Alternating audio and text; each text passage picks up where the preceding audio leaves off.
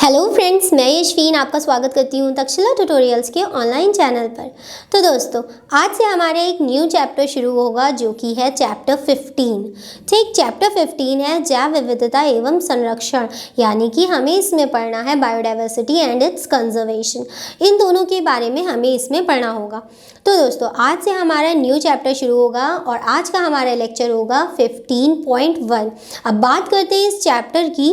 तो ये चैप्टर बहुत ज़्यादा बड़ा चैप्टर नहीं है। इस चैप्टर के मुश्किल से 6-7 लेक्चर ही बनेंगे और इस पूरे चैप्टर में हमें पढ़ना होगा कि जैव विविधता क्या होती है, किस प्रकार से जैव विविधता के क्या क्या लक्षण होते हैं और जैव विविधता को हम किस प्रकार से संरक्षित या संरक्षण उसका कर सकते हैं। संरक्षण या संरक्षित करना मतलब होता है उसको प्रोटेक्ट करना, ठीक, उसका कंजर्वेशन करना, उसको प्रोटेक्ट करना।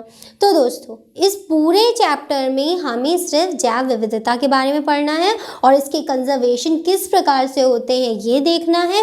किस प्रकार से इन सब चीज़ों से ये सेंचुरीज बनती हैं, जूलॉजिकल पार्क जिसे जू कहते हैं, ये सब चीज़ें इस चैप्टर्स के अंतर्गत आने वाली हैं।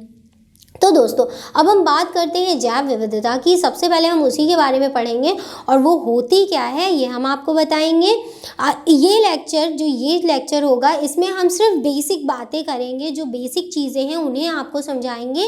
बाकी के जो अच्छे टॉपिक्स जो आते हैं वो हम आपको आगे के लेक्चर्स में कवर करवाएंगे। तो दोस्तों, चलिए आज का लेक्चर शुरू करते हैं जो कि है 15.1, जिसमें हमें पढ़ना है जैव विविधता के बारे में। दोस्तों, सबसे पहले हमें पढ़ना है कि जैव विविधता होती क्या है। ठीक, जैव विविधता से क्या अभिप्राय है, हम क्या समझ सकते हैं कि जैव विविधता क्या चीज़ है। तो जैव विविधता होती है हमारे जैव मंडल में न केवल जातीय स्तर वरन जैव संगठन के सभी स्तर पर कोशिकाओं के वृहद अणु से लेकर जीवों तक बहुत विविधता मिलती है और यही विविधता जैव विविधता कहलाती है। अब देखिए, जैव विविधता के नाम से समझ में आता है, जैव तो हमारे बायो के मॉलिक्यूल्स हो गए, मतलब हमारे अंदर के डीएनए, आरएनए, हमारे लक्षण। और क्या पृथ्वी पर केवल एक ही प्रकार का जीव देखने को मिलता है? नहीं, पृथ्वी पर बहुत प्रकार के जीव देखने को मिलते हैं, फिर चाहे वो एक छोटी सी चींटी क्यों ना हो और एक बड़ा सा हाथी क्यों ना हो। और इनके बीच में दोस्तों, ना केवल इनके बीच में बल्कि इनके जीवोम यानी कि इनके जीनों के बीच में, इनके डीएनए के बीच में भी बहुत सारी विविधता मतलब भिन्नता पाई जाती है, जिसको जैव विविधता कहते हैं। ठीक, हमारे जैव मंडल में अगर हम हमारी पृथ्वी की बात करें तो हमारी पृथ्वी में क्या केवल एक प्रकार का जीव मिलता है? नहीं ना, आप सब कहेंगे कि नहीं, एक प्रकार का तो जीव नहीं होता है। अगर हम देखें कि एक पादप, कोई सा भी पादप ले ले, तो उसकी भी बहुत सारी वैरायटी होती है। या अगर हम मेंढक की बात करें, ठीक, अपनी क्लास में तो मेंढक की बहुत बात करते हैं, तो मेंढक की बात करें तो मेंढक भी केवल एक प्रकार के नहीं होते, उसकी भी विभिन्न जातियां हमारी पृथ्वी पर प्रेजेंट है, जो कि अलग अलग रंग की होती हैं, अलग अलग शेप की होती है, अलग अलग साइज। शेप तो एक ही होता है, अलग अलग साइजेस की होती हैं। तो दोस्तों, यही अभिप्राय है विविधता नाम से। विविधता नाम से मतलब होता है कि बहुत अलग अलग वैरायटी ऑफ थिंग्स, अलग अलग वैरायटी की होती क्या है, वो सब क्या है, एक जीवोम है, एक इस प्रकार से क्या कहते हैं, जैवीय संगठन है। जैवीय संगठन क्यों? क्योंकि ये सभी चीज़ें क्या होती हैं, सजीव होती है और इनके अंदर मिलने वाला जीवोम वो भी अलग अलग होता है। तो इन सभी में जो भिन्नताएं हमें देखने को मिलती हैं वही कहलाती हैं जैव विविधता, मतलब जैव में विविधता। एक प्रकार का जीव तो हमें नहीं मिलता है, उसकी अलग अलग जातियां मिलती हैं और बहुत सारी variety of things, varieties of living beings हमें मिलते हैं इस पृथ्वी पर, जिनको जैव विविधता कहते हैं। कुछ ऐसे होते हैं फॉरेस्ट में मिलते हैं, कुछ ऐसे होते हैं जो हमारे घर पे मिलते हैं, जैसे कि हमारे पेट एनिमल्स। तो यही विविधता होती है, यही विविधता पाई जाती है उनमें। एक बार और हम डिटेल से आपको बता देते हैं, हमारे जैव मंडल में पूरी पृथ्वी में ना केवल जातीय स्तर, मतलब ना केवल जातीय स्तर कि वो कोई भी पादप कितनी जातियों में बटा है, सिर्फ इससे नहीं, वरन जैवीय संगठन, फिर चाहे वो एक छोटा सा बैक्टीरिया क्यों ना हो, उसको भी जैवीय संगठन में हमने क्या किया है, यूज किया है कि सभी स्तर पर कोशिका सब लोग सेल से ही तो मिलके बने होते, कोशिकाओं के वृहद अणु से लेकर जीवोम, वृहद अणु मतलब उनके पूरे मॉलिक्यूल, बिग मॉलिक्यूल से लेके उनके छोटे मॉलिक्यूल लाइक जीवोम, उनका एक छोटा छोटा सा जीन तक बहुत विविधता मिलती है। उन सब में बहुत अलग अलग चेंजेस होती हैं, बहुत अलग अलग विविधता पाई जाती है और यही विविधता कहलाती है जैव विविधता दोस्तों। ठीक, फिर जैव विविधता केवल एक प्रकार की नहीं होती है, जैव विविधता भी 3 अलग अलग प्रकार की होती है। सबसे पहले ही हमें पढ़नी है आनुवांशिक विविधता। किस प्रकार से जो जीव होते हैं उनके अंदर हमें आनुवांशिक रूप से विविधता देखने को मिलती है। अब ये बात तो हम आपको एक बात हमने आपको बताई थी कि हर इंसान का डीएनए दूसरे इंसान के डीएनए से अलग होता है। ठीक, उसी प्रकार से हर जीव की जो आनुवांशिक कैपेबिलिटी होती है वो सबकी अलग होती है। आनुवांशिक स्थिरीकरण जो होता है वो सबका अलग होता है। तो ये वाली विविधता हम लेंगे आनुवांशिक विविधता में। अब आनुवांशिक विविधता क्या होती है ये हम आपको बताते हैं। एक जाति, कोई भी एक जाति ले लिए, मान लीजिए वो खरगोश की हो या मेंढक की ले लेते हैं, मेंढक की पढ़ रहे हैं, मेंढक की ले लेते हैं। एक जाति आनुवांशिक स्तर पर अपने वितरण क्षेत्र में बहुत विविधता दर्शा सकती है। लाइक मेंढक हमने जो आपको बताया था वो एक ही जाति है। ठीक, जाति क्या होगी उसकी? राना। ठीक, जीनस जो होगा वो क्या होगा? राना होगा। तो उसमें क्या होगी? अलग अलग प्रकार की हमें विविधता देखने को मिलेगी। जाति मतलब स्पीशीज, ठीक, वंश नहीं, जीनस नहीं, जाति। एक ही जाति आनुवांशिक स्तर पर अपने वितरण क्षेत्र में बहुत विविधता दर्शा सकती है। अलग अलग विविधता, अलग अलग वैरायटी दिखा सकती है। हिमालय की विभिन्न श्रेणियों में उगने वाले औषधीय पादप राउवोल्फिया वोमिटोरिया की आनुवांशिक विविधता उसके द्वारा उत्पादित सक्रिय रासायनिक रेसरपिन क्या होता है? राउवोल्फिया वोमिटोरिया द्वारा, ये पौधे उनके द्वारा उत्पन्न करने की एक क्षमता होती है। क्षमता नहीं मतलब एक चीज होती है जो कि वो उत्पन्न करते हैं, एक रसायन होता है। रासायन रेसरपिन की क्षमता तथा सांद्रता से संबंधित हो सकती है। भारत में 50,000 से अधिक आनुवांशिक रूप से भिन्न धाने तथा 1,000 से अधिक आम की जातियां हैं। अब देखिए ये किस प्रकार से एक दूसरे से लिंक हैं, मतलब एक दूसरे से संबंधित हैं, क्योंकि 50,000 से अधिक आनुवांशिक रूप से भिन्न धान की जातियां। धान क्या होते हैं दोस्तों? चावल होते हैं, राइस होते हैं, उन्हीं से क्या निकलते हैं? धान से ही क्या निकलते हैं? चावल निकलते हैं। तो क्या होता है कि वो क्या चावल एक प्रकार के मिलते हैं? नहीं, खंडा चावल होता है, एक होता है बासमती चावल होता है, एक नॉर्मल चावल होता है। तो अलग अलग प्रकार के हमें क्या चावल देखने को मिलते हैं। तो इनकी भी अलग अलग जातियां, इनमें भी क्या मिल रही है? हमें विविधता मिल रही है। ऐसा कह सकते हैं कि धान में कितनी ज्यादा विविधता है जो कि आनुवांशिक रूप से भिन्न है। फिर दूसरा हम पढ़ेंगे, हमने देखा कि आम की जातियां 1,000 से अधिक आम की जातियां हैं। तो दोस्तों ये हो गई जो कि हमारी आनुवांशिक रूप से भिन्न थी। दूसरा हम पढ़ेंगे जातीय मतलब स्पीशीज। ये भिन्न जाति स्तर पे है। उदाहरणता हम आपको बताते हैं जातीय क्या होती है या स्पीशीज क्या होती है, कि अभी हमने पढ़ा इनकी आनुवांशिक भिन्नता। आनुवांशिक भिन्नता क्या था कि जाति सेम थी लेकिन उनके अंदर कुछ ऐसे लक्षण थे, कुछ ऐसे अभिलक्षण थे जो कि आनुवांशिक रूप से भिन्न थे, जो कि काफी ज्यादा अलग अलग स्तर पर जातियां बना रहे थे। लेकिन अब जो दूसरा वाला हम पार्ट पढ़ेंगे, अभी हम लिखेंगे फिर हम आपको समझाएंगे उसे कि वो क्या होता है।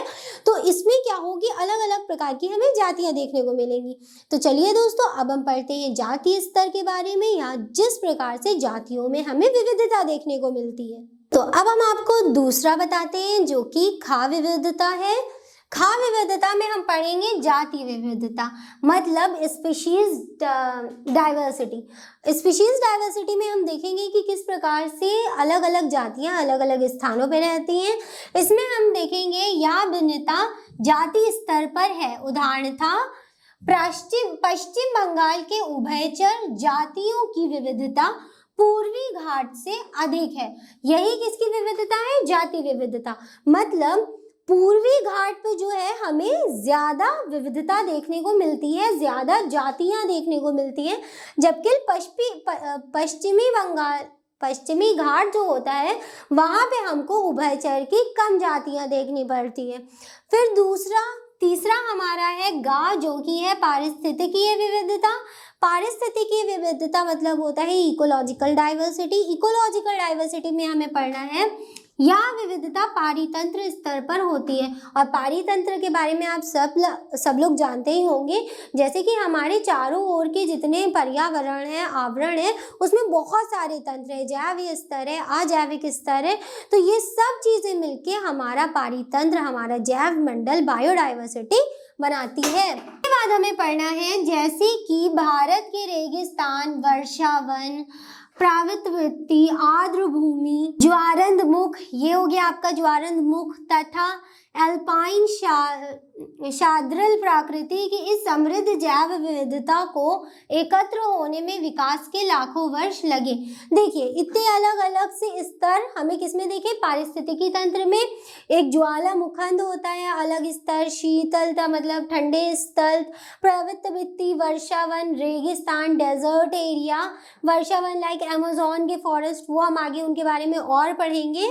आर्द्र भूमि होगी, ज्वारंदमुख, ये सब चीजें बनने में लाखों वर्षों का समय लग गया। लेकिन जाति क्षति यदि इसी दर से जारी रही तब हम इस संपदा को खो सकते। ये लाइन का कहने का मतलब है कि जिस प्रकार से जो मानव है उसकी ज़रूरतें बढ़ रही है, जैसे जैसे संख्या दर बढ़ती जा रही है, जनसंख्या मतलब पॉपुलेशन बढ़ती जा रही है, तो ह्यूमन की नीड भी बढ़ती जा रही है, जिसकी वजह से ये जितनी नेचुरल संपदाएं हमें प्राप्त हुई हैं इनको नष्ट करने की नौबत आ गई है।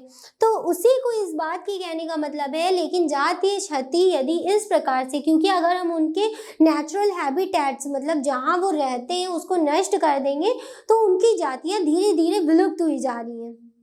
यही हमारे जो चैप्टर है उसका कहना है कि सबसे पहले हमें समझना है कि जैव विविधता होती क्या है, कि जैव विविधता में क्या क्या चीज़ें आती हैं, पूरा जैव संगठन ही हमारे इर्द गिर्द का क्या है, जैव विविधता, और इसका हम किस प्रकार से संरक्षण कर सकते हैं। तो जैव विविधता तो हमारी यहीं तक थी, इसमें हमें आगे और पढ़ना है कि इसका संरक्षण किस प्रकार से कर सकते हैं, कि जितनी भी जातियां, जितनी तो हम खो चुके हैं वो तो ठीक है, जो विलुप्त हो गई तो विलुप्त हो गई, लेकिन जो बची हुई जातियां हैं, कुछ ऐसी जातियां हैं जो कि बिल्कुल विलुप्तता के कगार पे, अगर किसी को विलुप्तता नहीं समझ में आ रहा तो विलुप्तता मतलब होता है कि कोई भी जाति बिल्कुल समाप्त हो गई हो।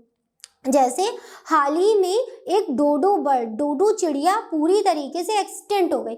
आज को डोडो बर्ड पृथ्वी पर कहीं नहीं देखने को मिलती है। जैसे कि डायनासोर, अब क्या डायनासोर हमारी पृथ्वी पर है? नहीं है ना। तो इसी वजह से डायनासोर क्या हुए, एक्सटेंट हो गए। डायनासोर जिस तरीके से एक्सटेंट हुए हैं यानी कि विलुप्त हुए हैं, हमारी पृथ्वी पे अनेकों जातियां इसी प्रकार से विलुप्त हो ही जा रही हैं। तो उन्हीं विलुप्तता को रोकने के लिए और उन जातियों को प्रोटेक्ट यानी कि सुरक्षित रखने के लिए हमें इस बायोडाइवर्सिटी का कंजर्वेशन या संरक्षण करना होगा, ताकि ये जो आने वाली जातियां हैं या जो बची हुई जातियां हैं हमारी पृथ्वी पे, ये विलुप्त ना हो। क्योंकि इन सभी विविधताओं में अगर हम देखें तो इन सब को तैयार होने में लाखों वर्षों का समय लग गया, लेकिन हमारी ही गलतियों की वजह से, मानव की वजह से ये क्या हो रही है, 2 शताब्दियों से भी कम समय में हम इनको खो सकते हैं। तो इनका कंजर्वेशन करना बहुत ही ज़्यादा ज़रूरी है दोस्तों, इनको बचाना, इनको संभाले रखना। तो ये सब काम बहुत बड़े बड़े स्तरों पर पूर्ण होते हैं। ये सभी वर्क जितने भी होते हैं वो हम आपको आगे के लेक्चर्स में पढ़ाएंगे कि किस प्रकार से स्वस्थानीय होते हैं, किस प्रकार से एक्स सिटू होते हैं, इन सिटू और एक्स सिटू, इन दोनों में विभेदन करना बताएंगे। तो यहाँ तक कि तो हमने पढ़ लिया कि जैव विविधता क्या होती है और इनकी क्या क्या प्रकार होते हैं। इसके बाद हमें देखना एक छोटा सा टॉपिक है कि वन्य जीव और जैव विविधता के अंतर, की इन दोनों में अंतर। तो बस हम उस छोटे से टॉपिक को और देख लेते हैं, फिर अपने लेक्चर को कंप्लीट करते हैं। तो दोस्तों अब एक छोटा सा टॉपिक है जिसमें हमें पढ़ना है इन दोनों के बीचों में अंतर, मतलब वन्य जीव और जैव विविधता के बीच में अंतर। अब वन्य जीव क्या होते हैं या वन्य जीवन क्या होता है, जो कि फॉरेस्ट में होता है। काफी सारे वन्य जीव ऐसे होते हैं जो कि कहाँ रहते हैं, फॉरेस्ट में रहते हैं। वन्य जीव फॉरेस्ट में ही रहते हैं, काफी सारे नहीं, सारे जो होते हैं वो सब कहाँ रहते हैं, फॉरेस्ट में रहते हैं, मतलब वनों में रहते हैं। वन्य जीव में सभी प्राणी तथा पादप आते हैं जो मनुष्य के नियंत्रण और प्रभुत्व से दूर अपने प्राकृतिक वास स्थान पर रहते हैं। इसका मतलब क्या है, वन्य जीवन वो जीवन होता है जिसमें सभी प्राणी, वन्य जीवन में रहने वाले या वन में रहने वाले सभी प्राणी मनुष्य के नियंत्रण और प्रभुत्व से बहुत ज़्यादा दूर रहते हैं। ये मनुष्य के बिल्कुल पास नहीं रहते हैं, जहाँ ये रहते हैं वहाँ हम नहीं रह सकते, या जहाँ इनका वास स्थान होता है वो अपने ही वास स्थान में उसी जगह पे मतलब फॉरेस्ट में रह सकते हैं। जबकि जैव विविधता अगर देखें दोस्तों, ये आप डेफिनेशन भी लिख सकते हैं जैव विविधता की, ठीक। जैव विविधता में सभी जीव, जातियां, समष्टियां, उनके बीच आनुवांशिक भिन्नताएं तथा सभी समुदायों के एकत्रित सम्मिश्र व पारिस्थितिकी तंत्र आते हैं, जो कि इससे पहले हमने आपको टॉपिक पढ़ाया आनुवांशिकी स्तर पर किस प्रकार से जैव विविधता होती है, जातीय स्तर पर, और इकोलॉजिकल डाइवर्सिटी मतलब इकोलॉजिकल मतलब होता है पारिस्थितिकी तंत्र से किस प्रकार से ये सारी विविधताएं हमें देखने को मिलती हैं। तो ये सब हो गई जैव विविधता के प्रकार, जैव विविधता क्या होती है, और यहाँ से यहाँ तक कि आप उसकी प्यारी सी डेफिनेशन, छोटी सी डेफिनेशन भी याद कर सकते हैं। बस डेफिनेशन बहुत ज़्यादा इंपॉर्टेंट होती है, तो यहाँ से यहाँ तक कि आप इसकी डेफिनेशन ईजिली रट सकते हैं या उसे याद कर सकते हैं। और जो ऊपर वाला है ये है वन्य जीवन की, कि वन्य जीवन में वे सभी प्राणी आते हैं जो मनुष्य के नियंत्रण और प्रभुत्व से दूर अपने वास स्थान पर, वास स्थान वे स्थान होता है जहाँ पर ये जीव रहते हैं, तो वो उनको क्या कहते हैं, उनका वास स्थान कहते हैं। तो दोस्तों आज के लेक्चर में हमें बस इतना ही पढ़ना था। आज के लेक्चर में हमने जैव विविधता के बारे में आपको सब कुछ बताया और वन्य जीवन और जैव विविधता के बीच में अंतर स्पष्ट किया। इन दोनों के बारे में पढ़ाने के बाद अब हम अपने आगे के लेक्चर्स में इनके कंजर्वेशंस को देखेंगे, मतलब इनके संरक्षणों को देखेंगे कि किस प्रकार से हम इनको बचा सकते हैं, क्योंकि हमारे पूरे चैप्टर में हमें सिर्फ इन्हें बचाने की या जिस प्रकार से ये विलुप्त हो रहे हैं, विलुप्ति की कगार पर आ गए हैं, उसे रोकने के बारे में हमें पूरे चैप्टर में पढ़ना होगा। तो दोस्तों आज का लेक्चर हमारे यहीं पे कंप्लीट होता है। इस लेक्चर से रिलेटेड सारे नोट्स आपको नीचे डिस्क्रिप्शन बॉक्स में मिल जाएंगे, वहां से आप जाके लिंक डाउनलोड कर सकते हैं। तो दोस्तों आज के लिए बस इतना ही, मिलते हैं अपनी नेक्स्ट क्लास में। Thank you.